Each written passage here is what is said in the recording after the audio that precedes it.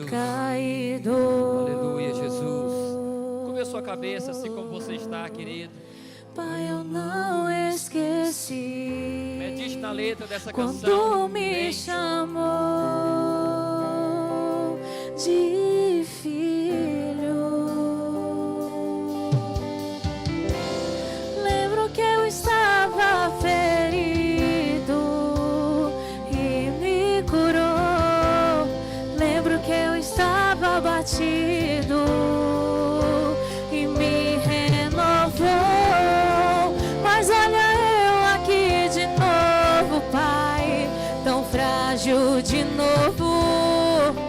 Olha eu aqui de novo, ferido de novo. Olha eu aqui de novo, Pai, me cura de novo. Olha eu aqui de novo. Olha eu aqui de novo, Pai. De novo, olha eu aqui de novo, tão frágil de novo. Olha eu aqui de novo, Pai. Me cura de novo. Olha eu aqui de novo. Lembra que eu estava ferido e me curou.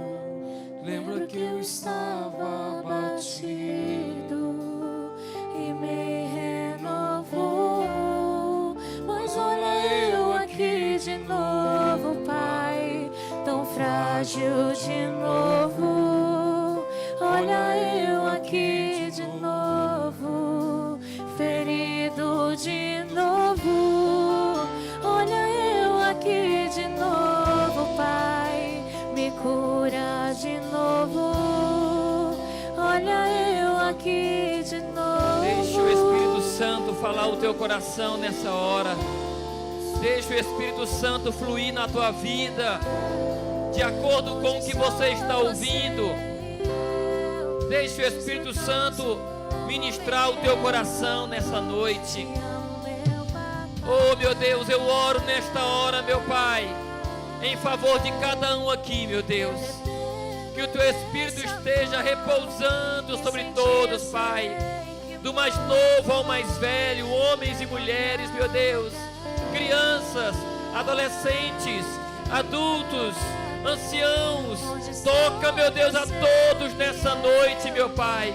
Meu Deus, que esse ambiente esteja repleto da tua glória, que esse ambiente esteja cheio do teu poder, o poder do teu amor, o poder da tua vontade, Pai.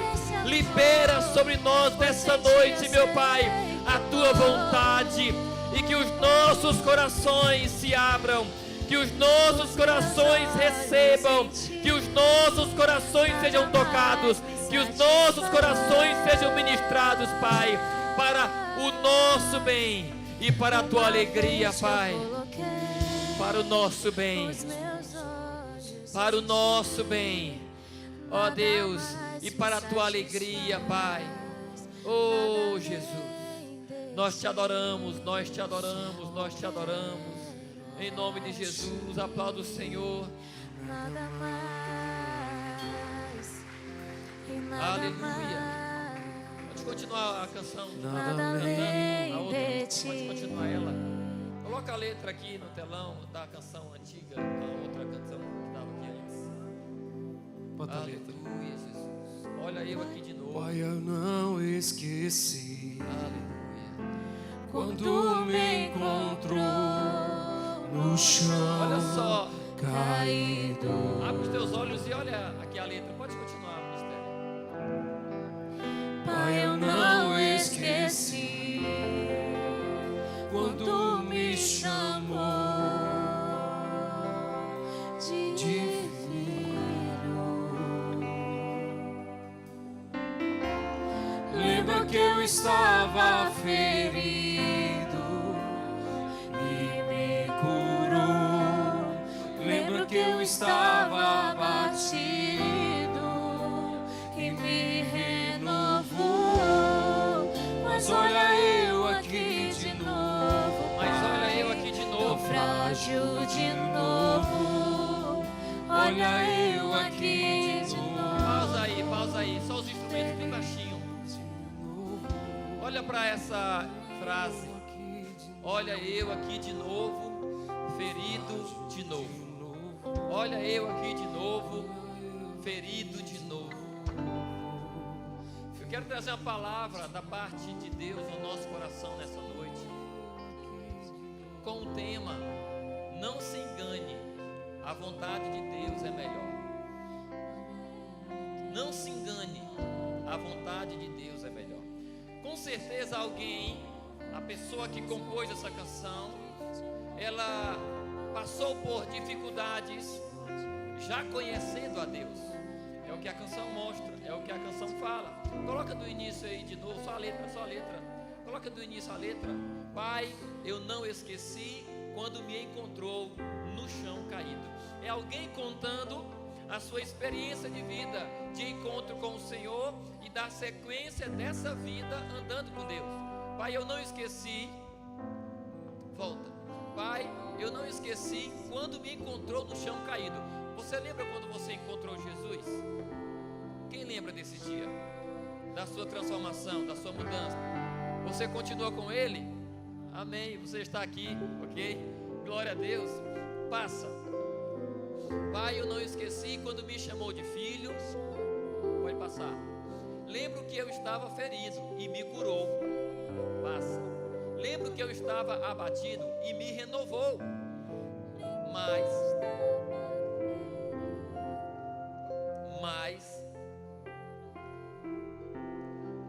eu sei que o ser humano é limitado.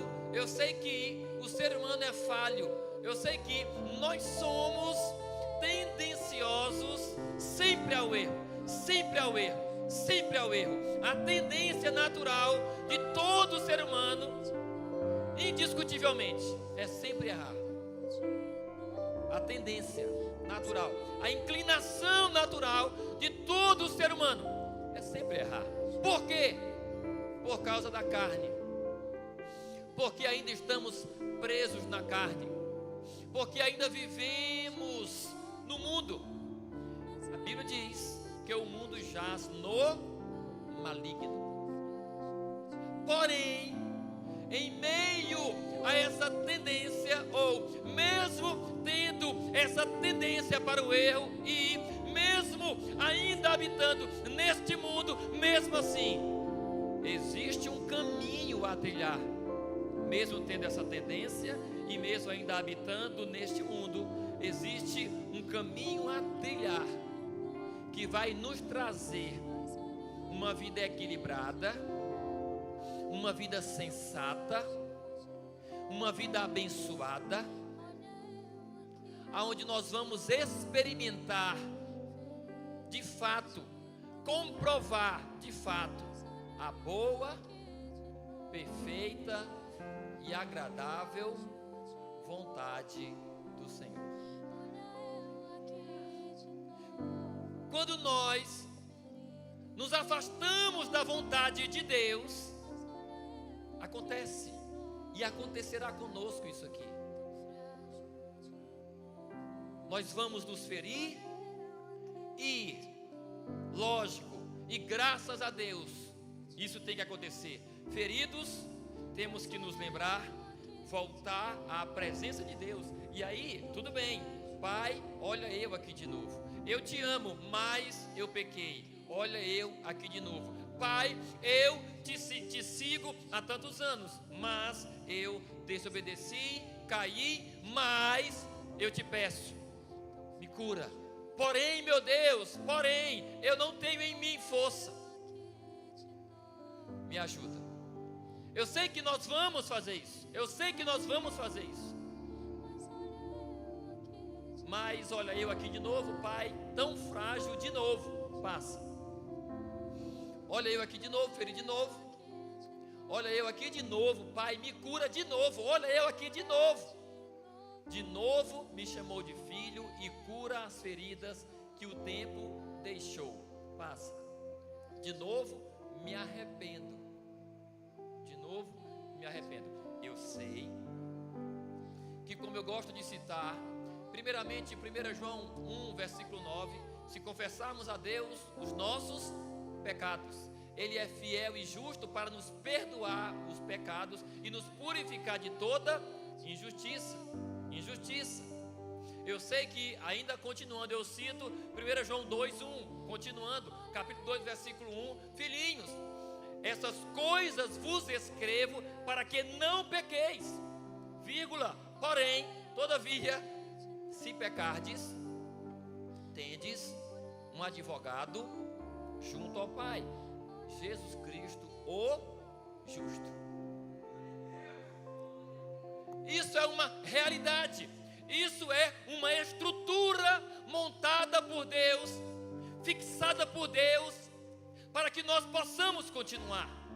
Porém, a mensagem de hoje para você é que você, que eu, que nós não nos arrisquemos.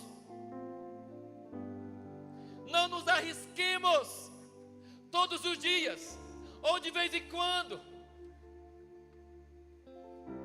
na vida, no mundo, não nos livrando do pecado, mas nos entregando, achando que Deus vai nos perdoar sempre, Deus vai nos perdoar sempre, Deus vai nos perdoar sempre. Eu falo isso porque muitos de nós temos às vezes essa tendência, mas Deus me entende.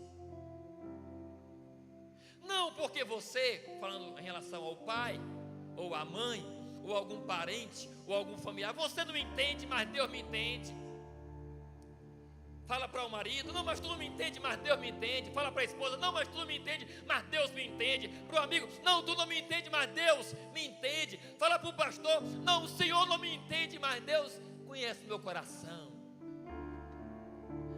E às vezes andamos nesses argumentos, nessas justificativas, e quando olhamos para trás, 1 ano atrás, 2 anos atrás, 3 anos atrás, 5 anos atrás, comparamos com o presente e nós não mudamos, estamos na mesma, sempre caindo,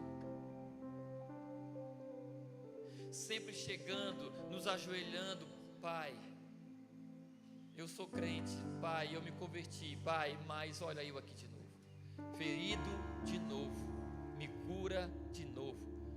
Tudo bem, se o nosso pedido de perdão for sincero, o arrependimento for sincero, Deus perdoa. Mas eu te pergunto, reflita, até quando?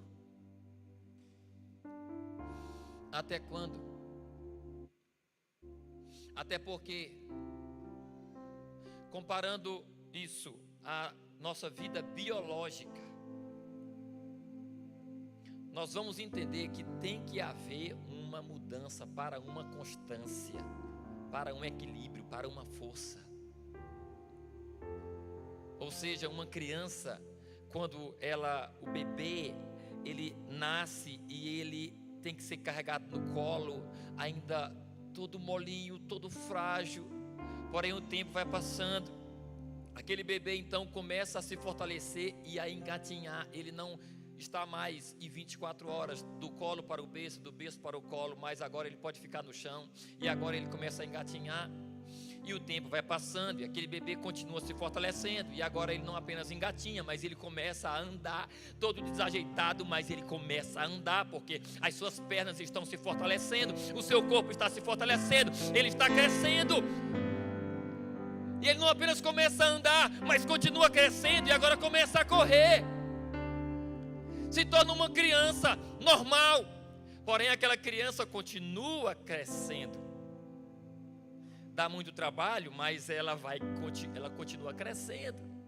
se torna um adolescente e se torna um jovem, e ele não apenas estuda, mas agora se forma, e não apenas se forma, mas agora tem uma profissão, ele não depende mais dos pais financeiramente, mas agora tem a sua própria renda, ele não está mais sozinho, mas se casou, se tornou um homem, uma mulher, e agora tem filhos. A vida, biologicamente falando, ela mostra uma ascensão. A vida, diga assim, a vida é crescente. Diga, a vida tem que ser crescente. É natural. assim também é e tem que ser com a nossa vida em Deus. Com a nossa vida em Deus, nós temos que crescer. Porque um cristão, porque um crente, um evangélico, da forma que você quiser intitular, ele não pode viver assim, altos e baixos, altos e baixos, altos e baixos, caindo e levantando, caindo e levantando, caindo e levantando. Nós temos que ser assim, ó.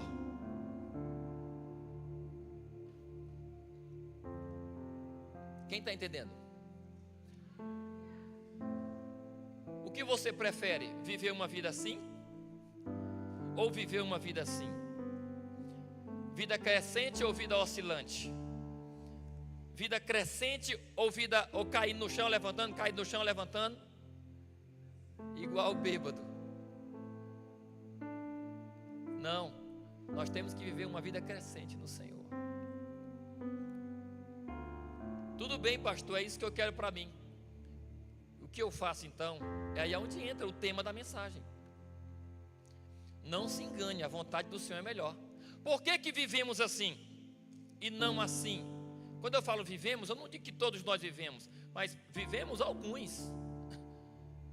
Porque eu sei que tem muitos que vivem assim, mas a mensagem ela está sendo lançada e ela vai repousar aonde for necessário. Ela vai repousar onde for necessário.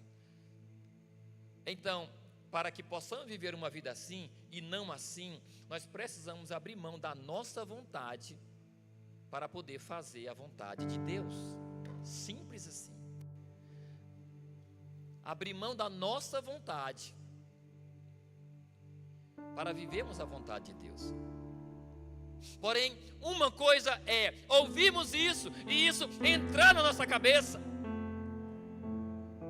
mas se ela não desce para o coração e se tornar atitudes no dia a dia, nada vai mudar. Porque na prática do dia a dia, nós temos que refletir em nossas decisões diárias, nos nossos comportamentos diários. Quem nos influencia a tomar decisões?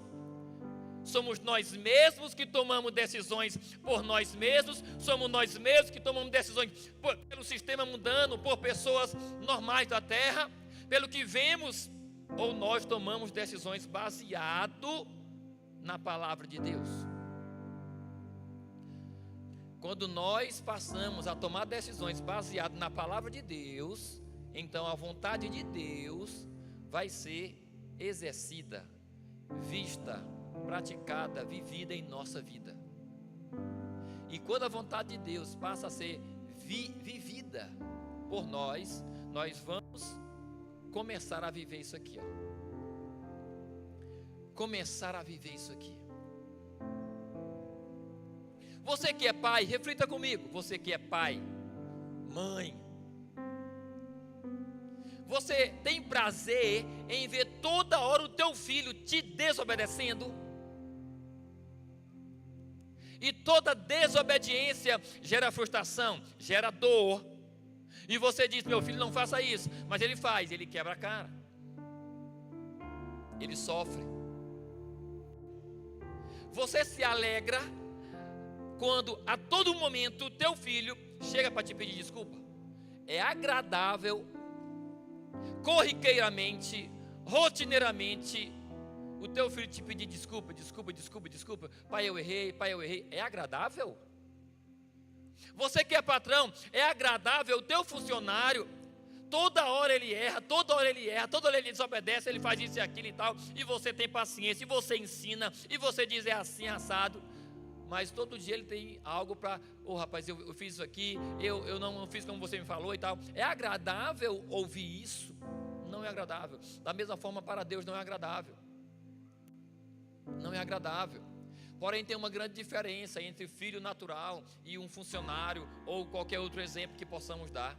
A diferença em relação ao nosso relacionamento com Deus é que, se nós continuarmos desobedecendo a Deus, vivendo a nossa vontade e morrermos assim, nós vamos para o inferno. Nós vamos para o inferno. Essa é a mensagem do reino de Deus. Essa é a mensagem do Evangelho. O Evangelho não é aceitação, é transformação. Nós afirmamos e repetimos isso categoricamente. O Evangelho não é aceitação. Deus não te aceita como você é. Não. Ele te recebe como você é. E quando você chega de qualquer forma, Ele te transforma. É diferente. Não se engane. Deus me aceita como eu sou. Mentira, engano seu. Deus não te aceita como você é. Ele te recebe como você é, como você está, não importa o estado. Porém, quando você chega na presença dele e passa a andar com ele, ele vai te transformar. Então, a vontade de Deus para nós, ela é melhor e sempre será melhor. Eu quero que você abra a sua Bíblia aí em Jeremias. Jeremias, capítulo 17. Jeremias, capítulo 17. Nós vamos ler a partir do versículo 1. Já tem um bom tempo que eu estou em Jeremias. Já tem um bom tempo que eu estou lendo Jeremias e sendo ministrado. E Jeremias, ele foi um profeta. Já preguei numa quarta-feira aqui falando sobre as lições da vida de um profeta. E eu usei Jeremias como exemplo. Ele veio num tempo muito difícil na história e no contexto de Israel, que era pré-exílio. E ele veio e ele pregou, anunciou a vontade de Deus e o que iria acontecer para o povo de Israel. Porém, tudo que ele falava não era bom para Israel. Era juízo da parte de Deus. Ele alertava o povo para que mudassem de rota, para que abandonassem os seus pecados, para que parassem de ser idólatras, para que voltassem para Deus, mas o povo não dava ouvidos. E então Deus manda ele então anunciar o exílio e dizer: olha, toda essa terra, toda Judá e Jerusalém será invadida pelo rei Nabucodonosor da Babilônia e levará a nossa nação cativa, e a nossa terra, o nosso povo, melhor dizendo, vai ficar escravizado durante 70 anos na Babilônia. E o povo de Israel não cria, não acreditava nele. Ele foi espancado, ele foi preso, acorrentado, foi jogado numa cisterna. Tentaram matar ele várias vezes, porque ele anunciava isso. Ele anunciava isso para que o povo mudasse, mas o povo não queria saber de mudança. E aí, capítulo 17, versículo 1 em diante, o texto vai dizer: o pecado de Judá está escrito com estilete de ferro, gravado com ponta de pedra nas tábuas do seu coração e nos chifres dos seus altares. É Deus usando o profeta para falar para o povo que o pecado de Judá, que o pecado do povo de Deus era gravíssimo. Era gravíssimo. E por que pecamos? Segura aí, já a gente continua. Por que pecamos? Porque decidimos viver a nossa vontade. E por que nós decidimos viver a nossa vontade? Porque nós não confiamos em Deus o bastante para entregar a nossa vida a Ele, para que Ele comande a nossa vida. Mas confiamos mais em nós mesmos ou em qualquer outra coisa. Ao deixarmos de confiar em Deus para confiar em nós mesmos, vivendo do nosso jeito, nos afastamos de Deus. Ao nos afastar de Deus, começamos a viver uma vida de pecado. Uma vida de pecado. E era isso que estava irritando Deus na nação de Israel. E aí, agora o versículo 5, pula para o versículo 5. O versículo 5 vai dizer: assim diz o Senhor, maldito é o homem que confia nos homens, que faz da humanidade mortal a sua força, mas cujo coração se afasta do Senhor. Olha o resultado de deixarmos de confiar em Deus para confiar na humanidade. Só abrindo parêntese, Aqui, esse versículo não nos dá margem para crer ou acreditar que eu não posso confiar em outro ser humano. Não é isso que o texto está dizendo. O texto está dizendo que maldito é o homem que abandona a confiança em Deus para confiar na humanidade, ou nele mesmo, ou naquilo que os homens falam, naquilo que o sistema mundano prega. Maldito é esse homem que abandona a palavra e a vontade de Deus para viver aquilo que ele sente, aquilo que ele acha, aquilo que ele vê por aí. Então, maldito é este homem. A nossa base de confiança tem que ser a vontade de Deus. Eu tenho que confiar na vontade dEle. Continuando, versículo 6. Para este homem que confia nele e na humanidade, e naquilo que ele vê por aí, naquilo que ele vê na internet, naquilo que ele vê nos artistas, naquilo que ele vê nas personalidades, naquilo que ele vê nos modismos da vida, essa pessoa, versículo 6, será como um arbusto no deserto, não verá quando vier algum bem, habitará nos lugares áridos do deserto, em uma terra salgada onde não vive ninguém. Do que esse versículo 6 está falando? Está falando das consequências na vida de um ser humano a partir do momento em que ele deixa de confiar em Deus e em sua vontade para confiar nele mesmo e naquilo que ele vê por aí. Imagine um deserto, um lugar quente, de dia e à noite frio, de dia escaldante, de noite frio, escaldante, não sei, frio, intenso. Um lugar onde não existe fertilidade da terra para se plantar e colher. Um lugar distante. Então, aí nós vemos o quê? Nós vemos agonia, nós vemos estresse, nós não vemos conforto, nós vemos solidão, nós vemos sofrimento. Sofrimento na vida daquele que não confia em Deus, mas prefere andar de acordo com o que ele pensa. Sofrimento, agonia, estresse. Essa não é a vontade de Deus para você. Essa não é a vontade de Deus para você. A vontade de Deus para nós, versículo 7.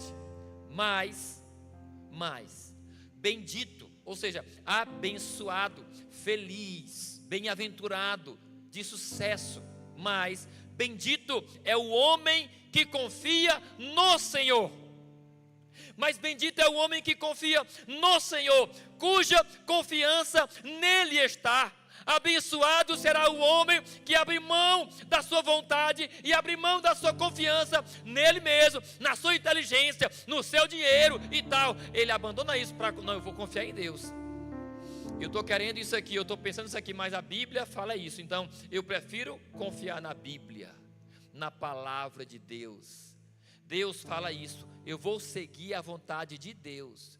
Você será bendito, você será abençoado, você será feliz. E aí, continuando o versículo 8, ele quem? Aquele que confia no Senhor. Ele será como uma árvore plantada junto às águas. Diferentemente daquele que não confia em Deus, mas confia em si mesmo e naquilo que ele vê, este vai ser como um arbusto no deserto, um lugar escaldante, um lugar de sofrimento e de solidão. É esse que não confia em Deus, mas o que confia será como árvore plantada junto a correntes de águas. Suas raízes, elas estão escorridas e estendidas, fincadas à beira d'água. Uma árvore plantada à beira de um rio. Imagina, lembra dessa árvore, plantada à beira de um rio. Essa árvore está sempre refrigerada. Ela está sempre no lugar onde há umidade. Ali não há agonia, ali não há estresse. Ali não existe calor escaldante. E mais, versículo continuando, né? Ela não temerá quando chegar o calor, quando chegar a agonia, porque os ventos vêm e o calor vem sobre todos. Porém, uma árvore que está no deserto sofre mais do que uma árvore que está na beira do rio. Ela não temerá quando chegar o calor, porque as suas folhas estão sempre verdes. Não ficará ansiosa no ano da seca. Não ficará ansiosa no ano da seca. O que isso significa? Ansiedade, sequidão. Ansiedade, ano de sequidão. Ano de sequidão significa o quê? Dificuldade. É o famoso dia mau que vem sobre todos. São as notícias ruins que você recebe. É uma crise que vem sobre todos. Porém, para aquele que confia no Senhor, como diz esse texto aqui, não ficará ansioso nesse dia mau. O que nós vemos hoje, pessoas ansiosas, pessoas depressivas, pessoas angustiadas, pessoas agoniadas, pessoas preocupadas, pessoas com medo, pessoas inseguras. Ou seja, isso tudo é sinal de pessoas que vivem pela sua própria vontade e não pela vontade de Deus. Porque aquele que vive a vontade de Deus, mesmo no dia da crise, mesmo no dia mau, mesmo no dia da dor, mesmo no dia da notícia ruim, ele vai permanecer, não vai ter ansiedade, não vai ter preocupação que tome ele, não vai ter. Ela não temerá quando chegar o calor, porque as suas folhas sempre estão verdes. Não ficará ansiosa no ano da seca e nunca deixará de dar fruto. Dar fruto nunca deixará de crescer. Dar fruto nunca deixará de crescer. Nunca deixará de crescer. Sempre será crescente, crescente, dando fruto, abençoando vidas, sempre cuidando de pessoas, sempre ajudando alguém. Frutos, frutos. Aqui é a diferença daquele que não confia em Deus para aquele que confia em Deus. Aquele que confia em Deus é aquele que escolheu viver a vontade de Deus. É aquele que entende que a vontade de Deus para ele é melhor do que a própria dele. Não se engane, a vontade do Senhor é melhor, querido. E aí, para terminar aqui essa leitura, versículo 9. O coração é mais enganoso que qualquer outra coisa, e a sua doença é incurável. Quem é capaz de compreendê-lo? Porque o coração é desesperadamente corrupto. Quem o conhecerá? É a versão da minha cabeça, Ara, a versão Ara, né? O coração é desesperadamente corrupto. Não viva pelo que você sente. Coloca a mão no coração e diga assim: eu não posso viver pelo que eu sinto. Porque se você for viver pelo que você sente, você vai ser igual a folha seca. A folha seca, o vento dá para cá, ela vai para cá. O vento dá para cá, ela vai para cá. O vento dá para cá, ela vai para cá. O vento dá para cá, ela vai para cá. Se não tem vento, ela fica ali mesmo. Ela é levada pelo vento. É levada pelo vento. Ou seja, quando nós escolhemos viver pelos sentimentos, ora estaremos alegres, ora estaremos tristes. Se estamos alegres, está tudo bem. Se a tristeza vem, está tudo mal. E vamos viver numa gangorra. Se a conta bancária está no positivo, tem alegria. Se está no negativo, tem tristeza. Não viva pelo que você sente, viva pelo que você crê. Pode estar ruim nesse momento, mas eu creio que vai melhorar, que vai ficar bom. Porque a vontade do Senhor para mim é boa, perfeita e agradável. Isso é alguém que vive pela palavra, que vive pela vontade de Deus. Ou seja, o sentimento não vai abalá-lo. Porque, querido, sentir tristeza, todo mundo sente. Todos nós vamos sentir tristeza. Os sentimentos são voláteis, uma hora é do jeito, outra hora é do outro. Mas nós não podemos viver pelo sentimento. Viva pela fé, pela palavra. Viva crendo na palavra e não pelo que você sente. Porque é como diz aqui, o coração é mais enganoso que qualquer outra coisa e sua doença é incurável. Não viva pelo que você sente, não viva pelo teu coração. Olha, não sei o que, o adolescente, o jovem, chega para o pai, eu estou apaixonada por fulano de tal. Coração queimando de paixão por alguém. E aí o pai e a mãe experientes, analisando a situação, minha filha, olha, não inicie esse relacionamento, minha filha, olha, não vá por aí e tal. Então, a vontade do pai é que ela dê um fim naquilo ali, naquela apaixonite. Mas se ela for continuar alimentando aquele sentimento dela, vai quebrar a cara. Porque a experiência fala mais alto. O que é a experiência? É alguém que já foi até lá e voltou e sabe dos caminhos. Os novos estão indo pela primeira vez. Então aquele que já foi e voltou e sabe os perigos, olha, não vai não, porque ali é perigoso, eu já fui lá, não vai não. Mas quando a pessoa vive pelo sentimento, ela desobedece. E ela vai e ela quebra a cara. É aquele que vive pelo sentimento. Não viva pelo sentimento. Versículo 10: eu sou o Senhor que sonda o coração e examina. A vontade do Senhor, ela é melhor. Não se engane. Decida viver pela vontade do Senhor. Se tem alguma coisa na tua vida que você sabe que você faz de errado, decida abandonar isso. Mude. Não é a vontade do Senhor que você continue fazendo isso. E você sabe disso. Pulando aí rapidão, o capítulo 25, tem uma coisa interessante aí, ó. Capítulo 25 de Jeremias. Olha o que diz aí, ó. Falando sobre mudança. Olha só, versículo 1 em diante. Olha o que diz aí, ó. A palavra do Senhor veio a Jeremias a respeito de todo o povo de Judá, no 4º ano de Jeoaquim, filho de Josias, rei de Judá, que era o 1º ano de Nabucodonosor, rei da Babilônia. O que o profeta Jeremias anunciou a todo o povo de Judá e aos habitantes de Jerusalém foi isto. Foi isto que Jeremias anunciou para o povo. O quê? Durante 23 anos. 23 anos. Durante 23 anos, a palavra do Senhor tem vindo a mim, desde o 13º ano de Josias, filho de Amon, rei de Judá, até o dia de hoje. Ou seja, durante 23 anos, ele tinha anunciado para o povo. O quê? O quê? Aí diz, ó, e eu a tenho anunciado, vez após vez, mas vocês não me deram ouvidos.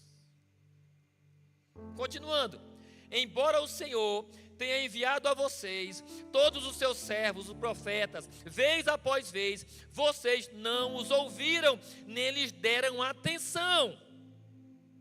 Quando disseram, ou seja, os profetas, quando disseram, convertam-se, cada um do seu mau caminho e de suas más ações, e permanecerão na terra que o Senhor deu a vocês e a seus antepassados para sempre. Não sigam outros deuses para prestar-lhes culto e adorá-los. Não provoquem a minha ira com ídolos feitos pelas suas mãos, e não trarei desgraça sobre vocês. Mas qual foi o resultado? Ele diz, mas vocês não me deram ouvidos, e provocaram a minha ira com os ídolos que fizeram, trazendo desgraça sobre vocês mesmos.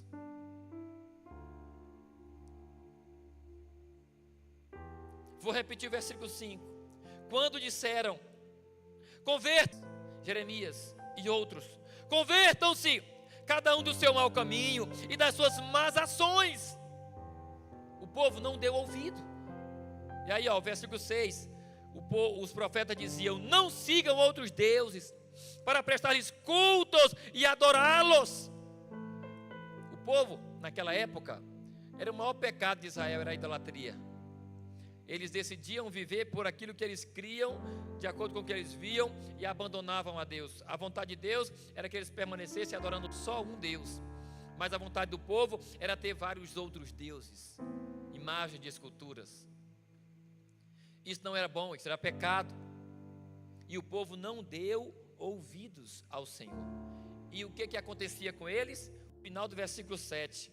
Vamos ler o 7 de novo. Mas vocês não me deram ouvidos, provocaram a minha ira com os ídolos que fizeram, trazendo o quê? Desgraça sobre vocês mesmos.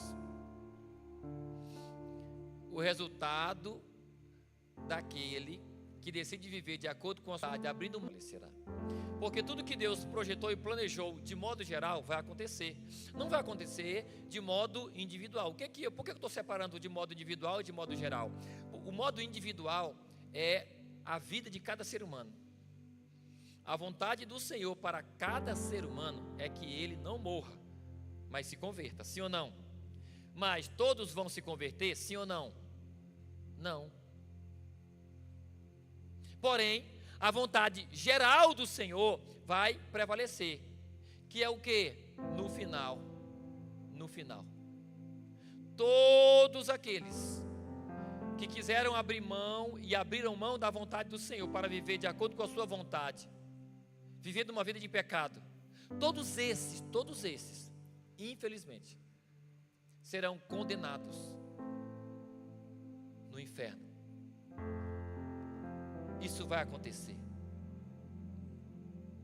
Um dia virá, e a Bíblia diz que todo olho verá um sinal nos céus. O que é e o que será é o Filho do Homem, é Jesus, vindo dos 4 cantos da terra com os seus anjos, para arrebatar a sua igreja, para estar com ele para sempre no céu. A igreja será levada. O que é a igreja, ou quem são, o que é a igreja e quem faz parte da igreja? A igreja é o povo de Deus na terra. Quem faz parte desse povo? Aquele que abriu mão de ver a sua vontade para viver a vontade de Deus. Essa é a igreja. Para você mesmo responda: você faz parte da igreja? E que por mais que alguém diga, Deus é amor, Deus não vai ter coragem de mandar o povo, o homem que ele ama, para o inferno. Deus não vai permitir isso. Deus é amor, Ele me entende, Ele me aceita como eu sou. As igrejas inclusivas aí, né? Igrejas inclusivas, esse nome diz o quê? Implica em que todo mundo cabe aqui, cabe todo mundo aqui. Tem um cantinho para todo mundo aqui. Tem um cantinho para todo mundo aqui.